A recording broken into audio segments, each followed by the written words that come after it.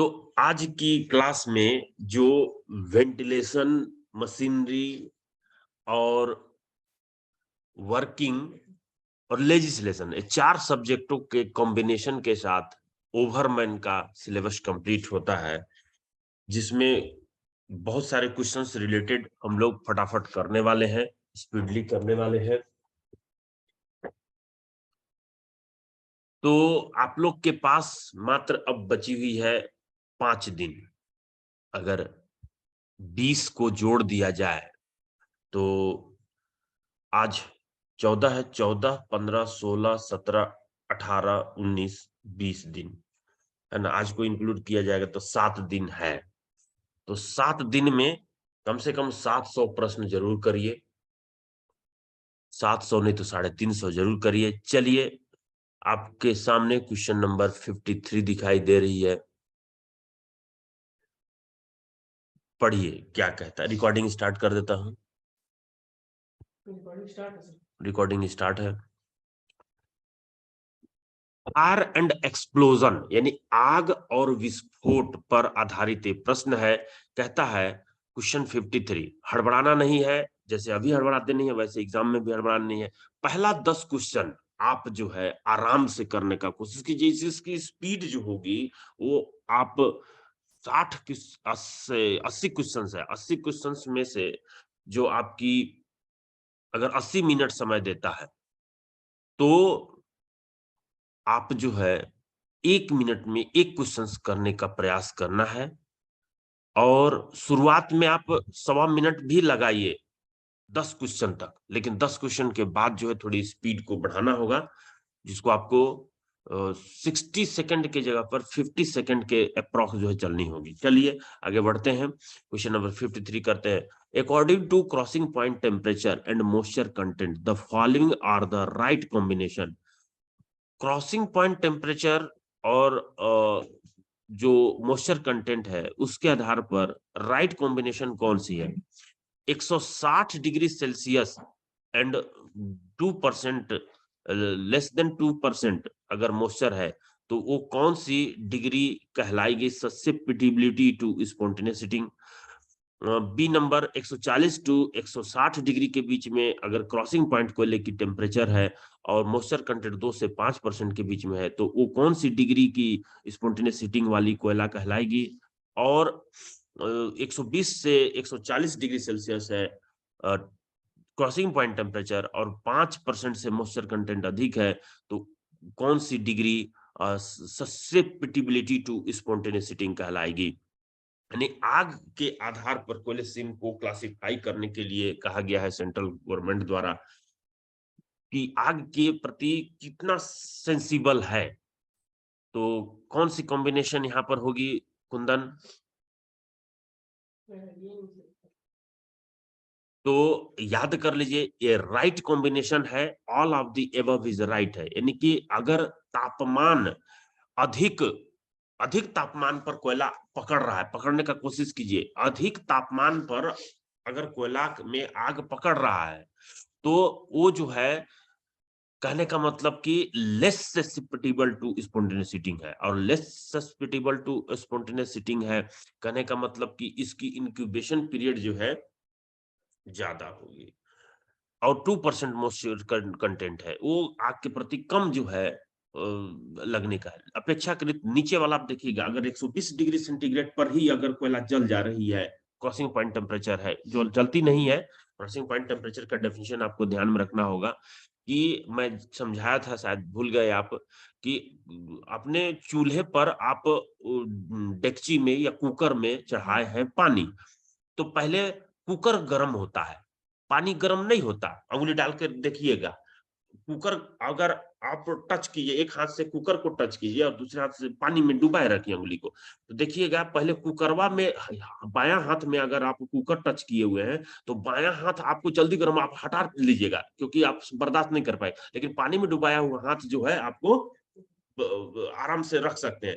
तो पहले कुकर गर्म होता है, उसके बाद जो है पानी गर्म होने स्टार्ट। तो वह तापमान जब पानी का तापमान कुकर के तापमान से पार हो जाए वो कहलाता है crossing point temperature, crossing point जब सिम्फार में ये रिंसू करने का है, इसको अभी फील्ड में दिया है, जब ये लेबोरेटरी में जाएगा वहां पर, तो लेबोरेटरी में ये करेगा, इसको प्रैक्टिस करने का है कि कोयले को जलाता है ओवन में, ओवन का तापमान जैसे ही, फर्नेस बोलते हैं उसको, जैसे ही तापमान उसकी बढ़ जाती है, किसकी, कोयले की तापमान, बर्तन के तापमान से, ओवन के तापमान से, तो उसको बोलते हैं क्रॉसिंग पॉइंट टेम्परेचर। अब मॉइस्चर कंटेंट तो आप लोग समझते ही हैं। अच्छा, क्वेश्चन नंबर 54 क्या कहता है, Graham's ratio is the ratio of, बताइए इसकी आंसर क्या होगी। CO formed, O2 consumed. अरे वाह, वेरी गुड। अब बताइए CO2 बटे O2 को क्या कहते हैं।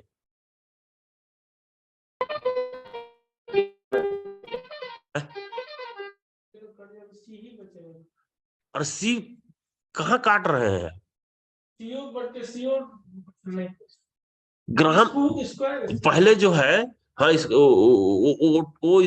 है, O2 वो स्क्वायर नहीं है। ग्राहम्स रेशियो किसको कहते हैं, पहले ये बताइए। यंग रेशियो हो गया आपका CO2 formed, O2 consumed. और ग्राम रेशियो हो गया CO formed, O2 consumed. ये ये कुंदन, ग्राहम्स रेशियो नहीं पढ़े हो, हाँ? जो रेगुलेशन कौन सी है प्रियांशु बताओ। पहले 118A था, अब कौन सी हो गई है, नहीं दीजिए। जरूरी है पूरा। अरे ये तो आ रहा है प्रश्न, ये प्रश्न आ रहा है, इसके बिना ओवरमैन नहीं पास कर सकते आप।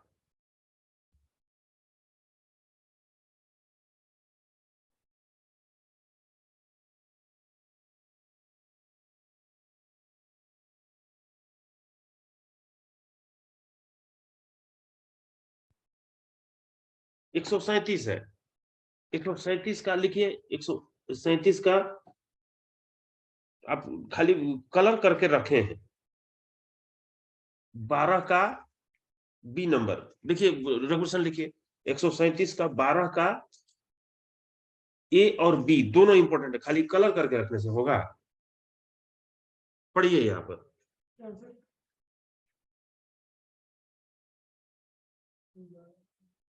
बी पढ़िए, बी पढ़िए। बने हुए कार्बन सेट सोखे हुए सोखे हाँ, सोखे ऑक्सीजन का अनुपात मालूम करने के लिए प्रति 30 दिन में कम से कम एक बार सैंपल लेकर एनालाइज करेंगे। हाँ, इसको लिखिए बगल में, ग्राहम्स रेशियो लिखिए बगल में, ग्राहम्स रेशियो। हाँ बताओ रिंसो, ये 1% अगर आती है ग्राहम्स रेशियो, तो वो क्या होगा, आग की स्टेटस बताइए, आग की अवस्था क्या रहेगी।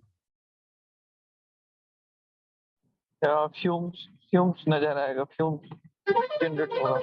आग की status initial, final stage, initial stage, initial.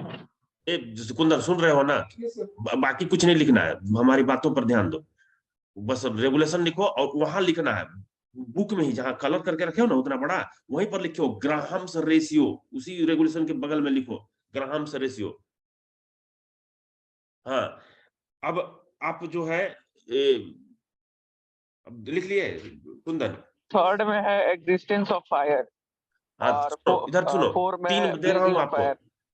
1% Graham's ratio आती है, 1% से कम आती है, 1% से कम आती है ग्राहम्स रेशियो, तो वो इनिशियल स्टेज, 0.5 से कम आती है तो नो फायर, मतलब कि नॉर्मल स्टेज, ठीक है।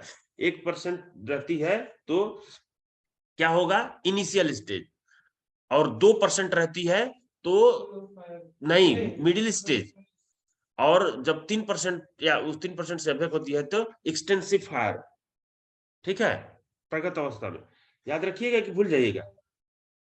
255 ओवरमैन बुक रखे हैं, ये फोटो खींचिए इसका, देखिए 0 से 0.1% सामान्य अवस्था, 0.5% स्पॉन्टेनियस हीटिंग की शुरू हो गई है, 1% बताता है हीटिंग तेज हो गई है, आग लगने वाली है, 2% या अधिक दिखाता है तो तीव्र आग लग चुकी है। देखिए इसका फोटो खींचिए। ये प्रश्न एकदम इस पर आ रही है। हाँ, जल्दी कीजिए, फट से कीजिए। और हमको ये बताइए, ध्यान नहीं दे रहे हैं आप। CO2 बटे O2, ये रेशियो क्या कहलाता है, जो पहला ऑप्शन दिया हुआ है? ये खुद एक रेशियो है। यंग रेशियो तो ऐसे CO2 form by O2 consume होता है। हाँ, तो CO2 फॉर्म्ड यही है। देखिए, अब यहाँ आंसर जो है आप हड़बड़ा के दे देते हैं, नहीं तो यही गड़बड़ होता है। आप भी आंसर दे दिए थे ना? क्या चीज? कौन सा आंसर इसमें बोले थे, 54 में? 54 में आपका gram ratio CO formed O2 consume. हाँ, सी बोला थे ना? हाँ, तो थोड़ा समझ कर देखिए, ऊपर में ललचाने वाला क्वेश्चन देता है और धर के वैसे टिक मत लगाइएगा। तो CO2 फॉर्म, देखो तो CO, आए सी आंसर दिए थे। डी आंसर दिए थे हम। दोनों सर CO2 बहुत ध्यान से पढ़ना पड़ेगा। देखिए, ऐसे ऐसे मिलता हुआ क्वेश्चन देता है। क्या होगा आंसर इसके? ग्राम रेशियो डी। हाँ, आंसर होगी कुंदन, डी सर। डी होगी। अब आपसे ये पूछ रहा हूं मैं कि CO2 और O2 का जो रेशियो होता है वो कौन सी रेशियो कहलाता है? रेशो नाम बताइए। CO2 फॉर्म्ड और O2 कंज्यूम यंग रेशियो है, लेकिन CO2 और O2 का सिर्फ बात करें तो एक खुद का रेशियो है, तो उसका CO2 नाम नहीं है कुछ। किसका? हाँ, CO2 formed consumed, CO2 formed by हाँ, तो O2। ये यंग रेशियो है, यंग रेशियो है। सुन रहे हैं? Yes sir. कौन सी रेशियो है? Young ratio CO2 form O2 consume. हाँ, हाँ, तो उसी के ऊपर में यंग रेशियो लिखिए, जो आपका रेगुलेशन ए है, 12 का ए देख रहे हैं ना? तो उस जगह पर रखिए, दिमाग में नहीं रखिए तो। लिखा हुआ नहीं रहता, इसलिए हमको ध्यान में नहीं। अरे तो लिखना पड़ेगा ना, ट्यूशन इसीलिए ना आ रहे हैं कि जहाँ नहीं लिखा हुआ है। हाँ, तो इसीलिए ना आ रहे हैं कि आप जो है, हाँ, तो याद किए तो CO बटे O2 तो कम से कम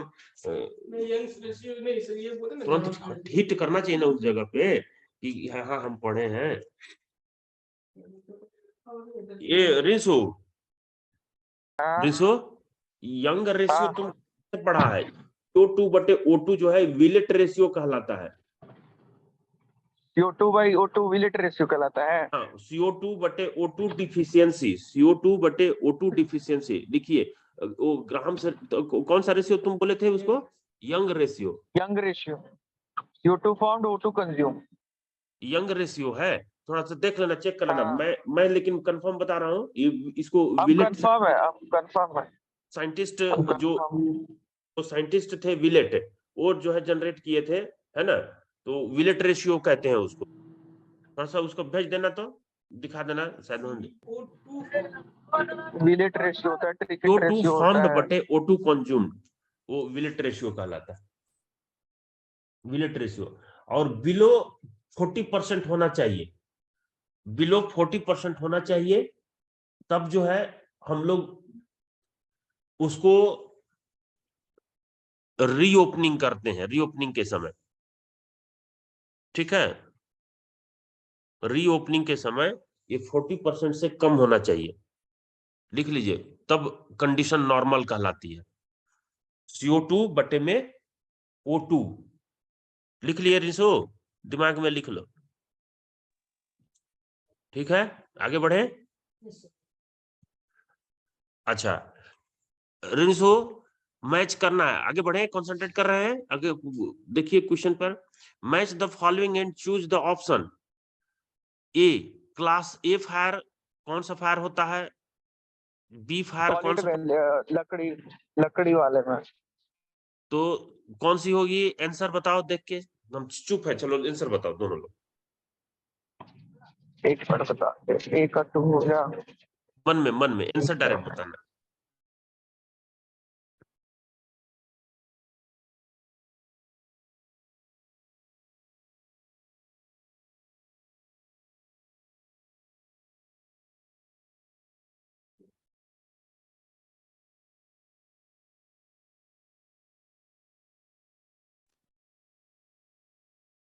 बी है बी मतलब बी है। हाँ, आंसर की पर अगर आइएगा तो ये 55 का बी 55 का भी है सर। मैच कर लीजिए। ये देखिए किस पे दिखा, 55 का बी है। हाँ, ठीक है।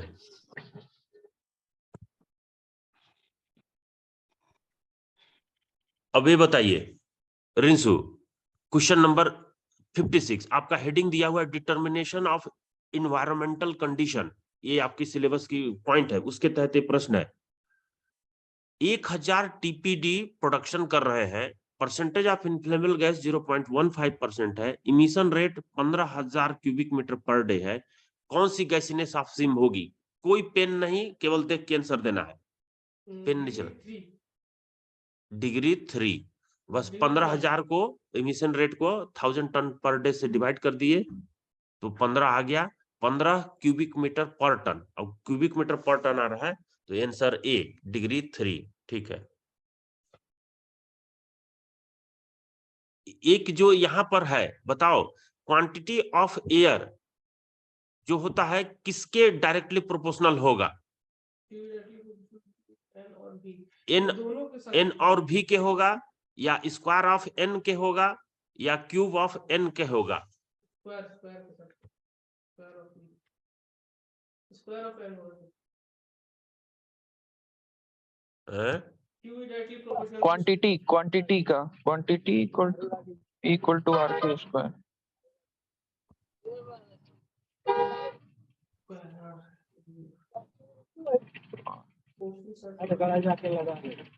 क्यू क्वांटिटी का स्क्वायर होगा। ये प्रश्न है, match MATCH match the following है ना। तो इसमें 1 नंबर है, ये 2 नंबर है, और ये है 3 नंबर।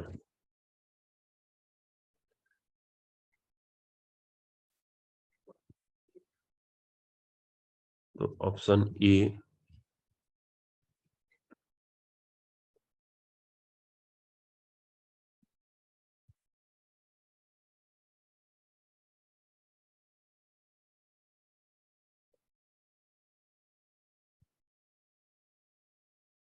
क्यू मतलब क्या होता है? क्वांटिटी से Q U quantity T, quantity of air.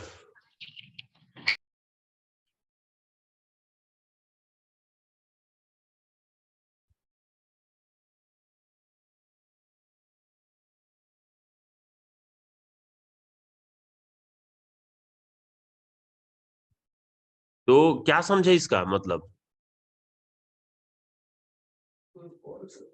Quantity हाँ? वो होने लगा क्वांटिटी पर एन स्क्वायर बताए थे।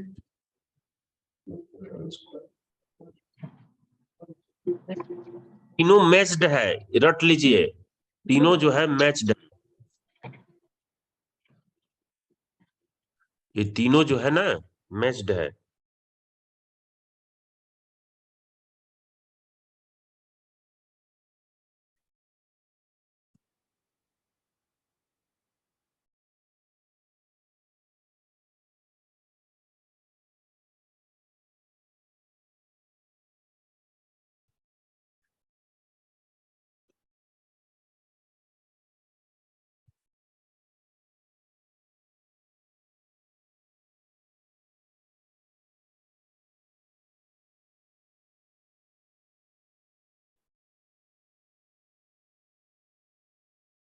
वन का भी 2 करें।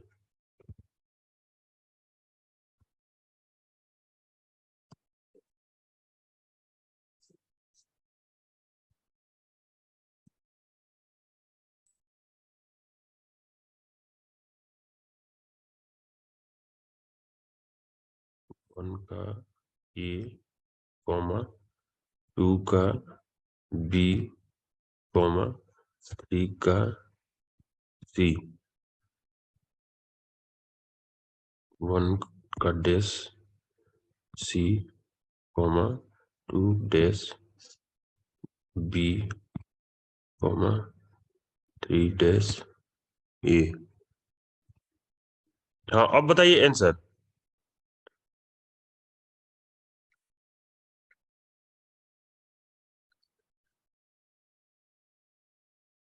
None of them. हाँ रिशु। Sir, हाँ all of them हाँ are matching. ये समझ नहीं आ रहा हमको थोड़ा सा। One star. यहाँ कह रहा है मैच दी फॉलोइंग, है ना, क्वांटिटी ऑफ एयर,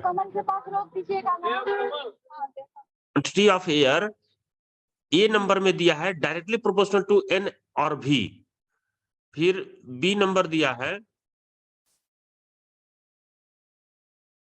यहाँ पे एन क्या है? एन जो है रोटेशन पर मिनट है। किस चीज का?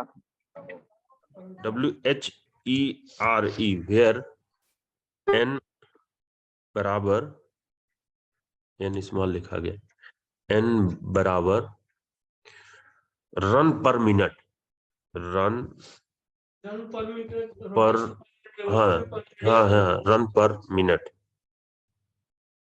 मिनट 1 मिनट में उतना बार रोटेशन कर रहा है कौन? पंखा, रन पर मिनट। हाँ, और इसमें क्या है, पी जान ही रहे हो, वी जान रहे हो, वी बराबर metre per second, velocity, velocity of air, air in metre per second.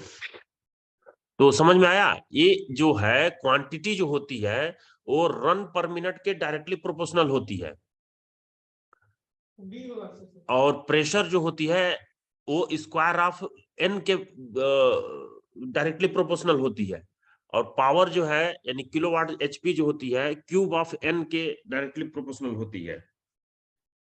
आया समझ में? तो 1 का ए, 2 का बी, 3 का सी, ये आंसर होगी। ये डायरेक्ट फॉर्मूला कुछ नहीं किया हुआ है। तो 57 का कौन सा आंसर होगा?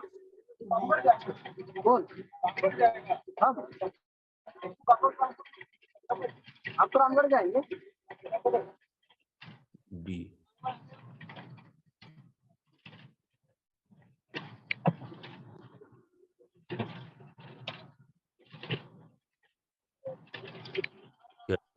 अब देखो यहाँ पर तुम्हारा क्वेश्चन है, मैं इसको बड़ा कर देता हूँ स्लाइड शो की तरह।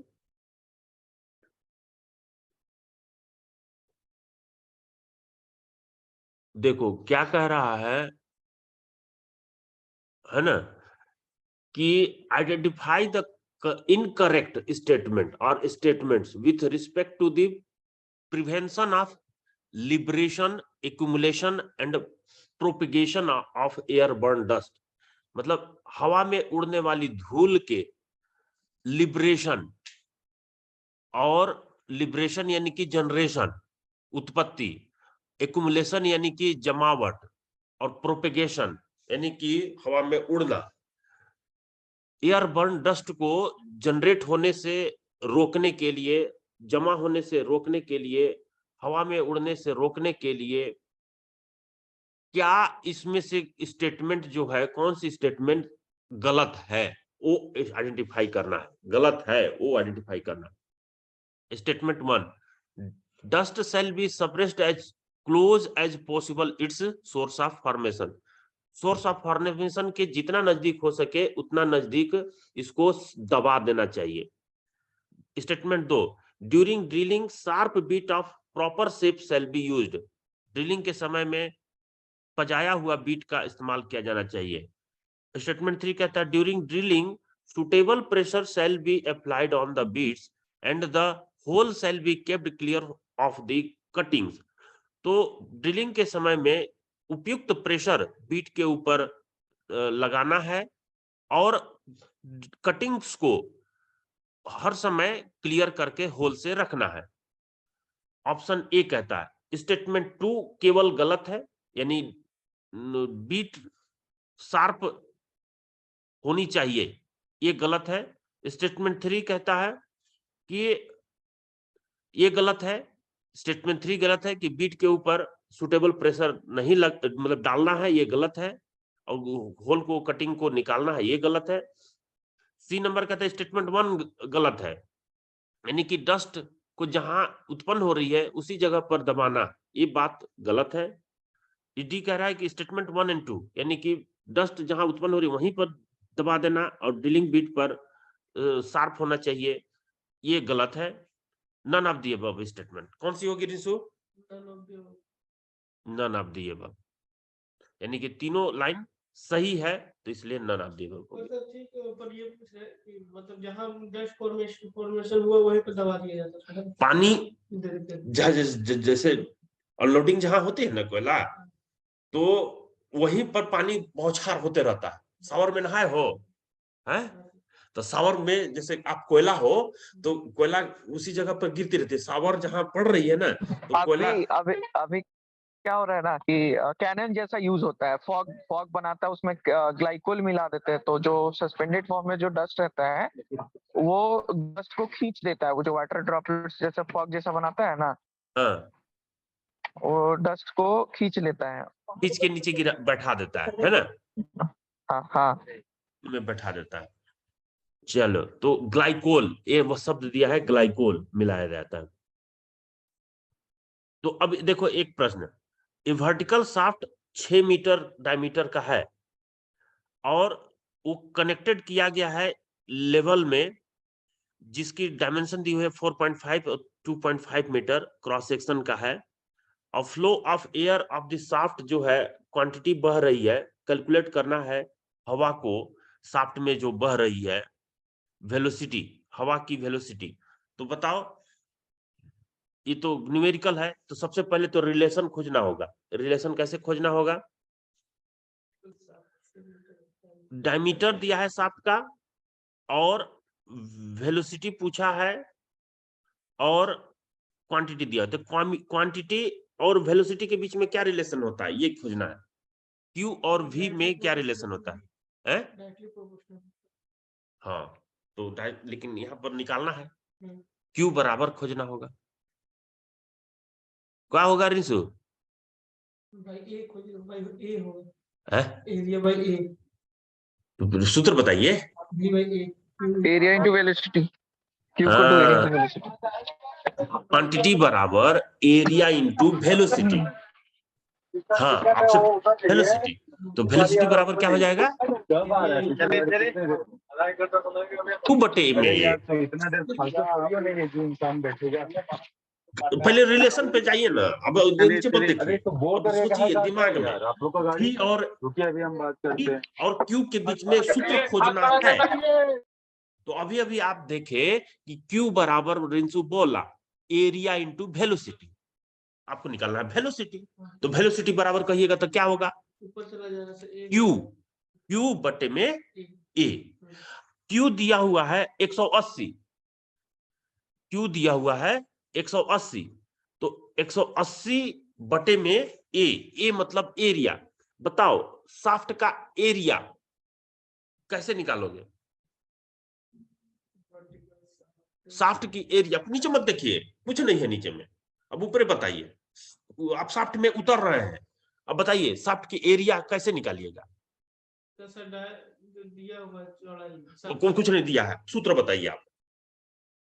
एरिया का हाँ हाँ, बस यही बताना है कि पाई आर स्क्वायर होता है। तो आर कितना है अब देखिए, हाँ 6 का 3, तो आर स्क्वायर कर दीजिए 9। अब मान के चलिए पाई की वैल्यू 3 है, कितना है? 3, तो 9 तिया 27, और 180 है क्वांटिटी, इस 27 को मान लीजिए 30, कितना अप्रोक्स मानिए 27 को 30 मान सकते हैं, 3.14 होती है पाई की वैल्यू, आप तो 3 लिए हो तो 30 के लगभग आएगी।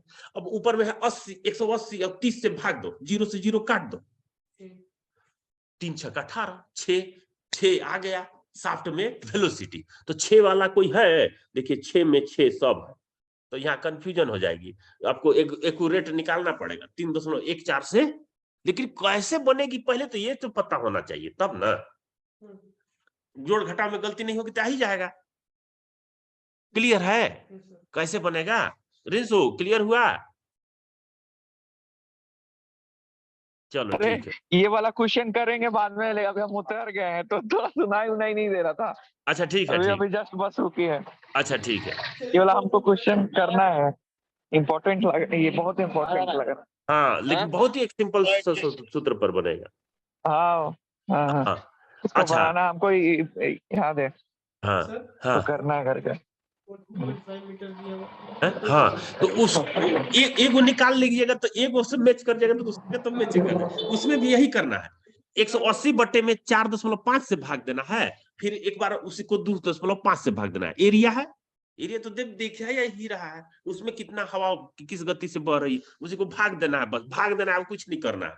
सूत्रवा पता होना चाहिए, पाई आर स्क्वायर और ये क्यू बटे में भी। चलिए तो 32 में आइए अब। What will be the required power input to a fan motor installed to a circulate 1800 cubic meter per minute? तो इसमें भी जो है आपको क्वांटिटी दिया हुआ है 1800 cubic metre per minute, air through a mine airway maintaining the required air pressure 1 kilo pascal, और प्रेशर दिया हुआ है, फैन की इफिशियंसी दिया हुआ है, फैन मोटर की इफिशियंसी दिया हुआ है।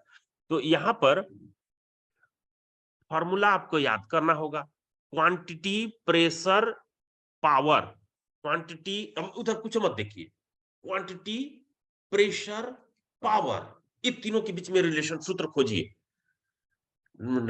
खोजिए खोजिए खोजिए। प्रेशर क्वांटिटी पावर, किसका सब कुछ निकालना है? कुछ नहीं निकाला, ये तीन लेटर है, तीन लोग भाई हैं कि तीन लोग, क्या रिलेशन है इसके बीच में, ये खोजना। Quantity pressure power, quantity pressure power, power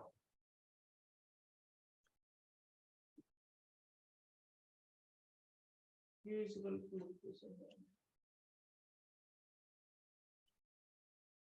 power बराबर होता है प्रेशर गुने क्वांटिटी। quantity. क्वांटिटी और प्रेशर का गुना कीजिएगा ना तो वो आ जाएगा पावर। हाँ, sir.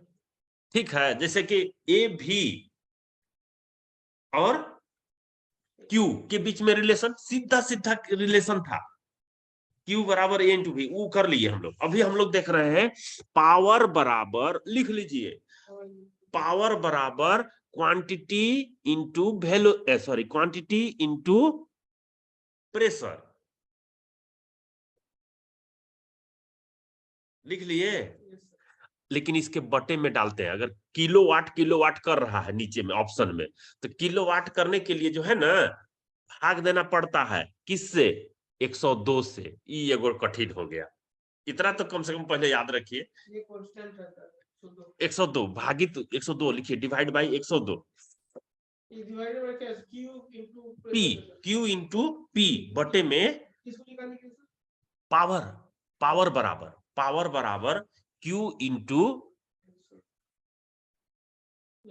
लिख लिए, पावर बराबर P इंटू क्यू बटे में 102। अब देखिए यहां पर अगर क्वांटिटी किसमें दी हुई है? मिनट में, क्यूबिक मीटर पर मिनट में, तो ये क्यूबिक मीटर पर मिनट में अगर दिया रहेगा, cubic metre per minute second में दिया है तो वही फॉर्मूला लगेगा जो अभी आप देख रहे हो। लेकिन अगर सेकंड में दिया है, मिनट में दिया है प्रश्न में, तो इंटू 60, 102 इंटू 60 करो, 102 इंटू 60। लेकिन फॉर्मूला वही होता है, पावर बराबर क्वांटिटी इंटू प्रेशर, ये मेन सबसे पहले याद रखना है, क्वांटिटी इंटू प्रेशर, और वहां क्वांटिटी बराबर एरिया इंटू वेलोसिटी, इतना याद रखना है। याद करिए, है ना। ये कहते हैं आपके, वो बोले थे क्या ना आपको उनकी लाज रखनी है, क्या नाम नहीं, वो एक दिन फोन किए थे, आपके पापा मिले थे और वो फोन किए थे, है ना। नहीं चक्रवर्ती अंकल नहीं थे यार, ये थे, क्या नाम है सर का, वो मैनेजर है, डिप्टी मैनेजर है। कुशवाहा सर। नहीं, पास करके दिखाना है आपको थोड़ा सा। चलिए चलिए चलिए अभी अच्छा चलिए चलिए, तो इसको बताइए तो, एक्सियल फ्लो फैन, ये आज की होमवर्क है, इसको देख के बताइएगा। है ना। यूट्यूब अपलोड हो चुकी है, यूट्यूब में इसका आंसर आपको मिलेगी। यही डाले सर। हाँ इसी पर डाले हैं, लेकिन एक्सप्लेन करके डाले हैं, है ना, एक्सप्लेन करके डाले हैं, ठीक है। अब आइए क्वेश्चन नंबर 34 पर। आइडेंटिफाई द करेक्ट स्टेटमेंट और statement with respect to the carbon dioxide gas. तो कार्बन डाइऑक्साइड गैस जैसे ही आप देखते हैं तो दिमाग में ये घूमनी चाहिए, क्या ईएमटी वॉल्यूम 2 का कार्बन डाइऑक्साइड गैस की प्रॉपर्टी कुछ मालूम है? क्या सर मतलब? कार्बन डाइऑक्साइड सुने हैं? हाँ। कार्बन डाइऑक्साइड कभी 11th of mining carbon dioxide gas के बारे में नहीं पढ़े हैं? मतलब ये बुक नहीं पढ़ी। डिप्लोमा कैसे कर लीजिए आप? डिप्लोमा बिना इसके इस बुक के संभव ही नहीं है। हम लोग को पढ़ाता ही कहाँ? कौन सा कॉलेज से नहीं पढ़ाता था? नहीं पढ़ाता, और टीचर ही सब बोका बोका ला के दिया था, वही लोग को ला के दिया, सब ट्रेनिंग करके सर हम लोग मतलब जो हम लोग सीनियर था उन लोग को ही बैठा दिया, सेम एज का लड़का लोग था। अरे यार बड़ा गलत कॉलेज में पढ़, तभी शुभम ऐसे ही है। शुभम अभी गया है मेडिकल का एग्जामिनेशन देने बड़ू के साथ है, वो पढ़ा था फर्स्ट ईयर सेकंड ईयर में मेरे से, वहाँ पढ़ाई नहीं होता था, खाली पढ़ाई नहीं होता था उड़ीसा में वही, मतलब मतलब राउरकेला कहाँ पढ़ा है। देखिए इसमें कहते हैं देशमुख साहब, this gas is colourless, odorless, bitter in taste, bitter, bitter in taste with specific gravity of 1.52। ये शब्द कोशिश कीजिए परमानेंट एनवायरनमेंट कि ये जो है रंगहीन, गंधहीन, टेस्ट में बीटर जैसी, BITTER, बीटर जैसी, और हवा से 1.5 गुना भारी होती है, हवा से 1.5 गुना भारी होती है, और it is very soluble in